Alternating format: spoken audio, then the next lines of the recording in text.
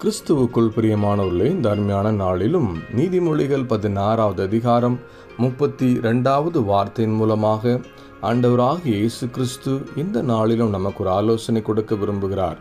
வேத வசனம் இப்படியாக சொல்கிறது: பலவானை பார்க்கிலும் நீடிய சாந்தமுள்ளவன் உத்தமன், பட்டணத்தை பிடிக்கிறவனை பார்க்கிலும் தன் மனதை அடக்குகிறவன் உத்தமன்.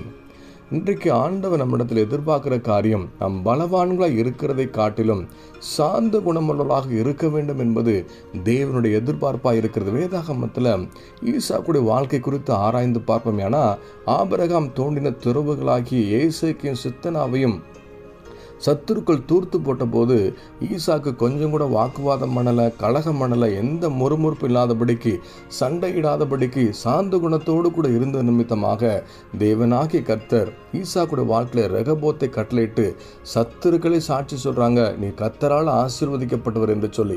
ஈசாக்குடைய வாழ்க்கையில் தேவன் அவ்வளவு உயர்த்தி சாட்சி பெற்ற வாழ்க்கை வாழ செய்ததற்கான காரணம் தேவனுடைய சாந்த குணத்தை தன் வாழ்க்கையில் வெளிப்படுத்தினால.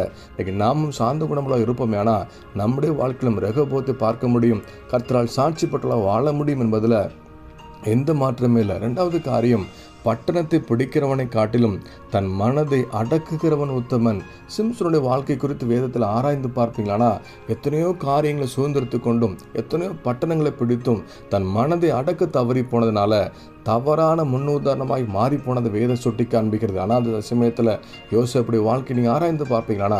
கர்த்தர் விரும்புகிற பரிசுத்தத்தோடு கூட தன் மனதை அடக்கி கர்த்தருக்கு பிரியமாய் பரிசுத்தமாய் வாழ்ந்ததுனால தேவன் யோசேப்பை உயர்த்தி வைத்து அதிகாரி ஆக்கி கர்த்தருடைய சாட்சியாக நிறுத்தினதை வேதம் வெளிப்படுத்துகிறது. பிரியமானவர்களே, நாமும் கூட இன்னைக்கு கொடுக்கப்பட்டிருக்கிற ஆலோசனையின்படி சாந்த குணமுள்ளவர்களாக நம் மனதை அடக்குறவர்களாக மாறும் பொழுது கர்த்தர் நம் வாழ்க்கையில் வைத்திருக்க தேவ திட்டத்தையும் தேவ தரிசனத்தை நிறைவேற்றி நம்மையும் சாட்சியை நிறுத்தி பெருக்கத்தை காணும்படியாக கர்த்தரால் ஆசீர்வதிக்கப்பட்டவர்கள் சாட்சி பெற்றவர்களாய் மாற முடியும் என்பதில் எந்த மாற்றமும் இல்லை. பிரியமான இந்த வார்த்தையை விசுவாசித்து தேவ சமூகத்தில் கர்த்தர் கொடுத்த ஆலோசனை நடக்க நம்ம அர்ப்பணிப்போமா? நல்ல தகப்பனே, இந்த அருமையான கால வேலைக்காக நன்றி செலுத்துகிறோம். ஆண்டவரே, கொடுத்த வார்த்தையின்படி பலவான்களை இருக்கிறதை பார்க்கிலும் நீடிய சாந்தமுள்ள இருக்க எங்களுக்கு உதவி செய்யுங்க. ஆண்டவரே, பட்டணத்தை பிடிக்கிறவர்களாக இல்லாதபடிக்கு மனதை அடக்கி கர்த்தருக்கு பிரியமுள்ள வாழ்க்கை வாழ தேவ சமூகத்தில் அர்ப்பணித்திருக்க ஒவ்வொருத்தரையும் கத்தை கனப்படுத்துங்க, சாட்சியை நிறுத்துங்க. கர்த்தரே ஒரு ஆசீர்வாதத்தை உயர்த்த வேண்டுமாய் இயேசு நாமத்தில் ஜெபிக்கிறோம் எங்கள் ஜீவனுள்ள நல்ல பிதாவே, ஆமேன்.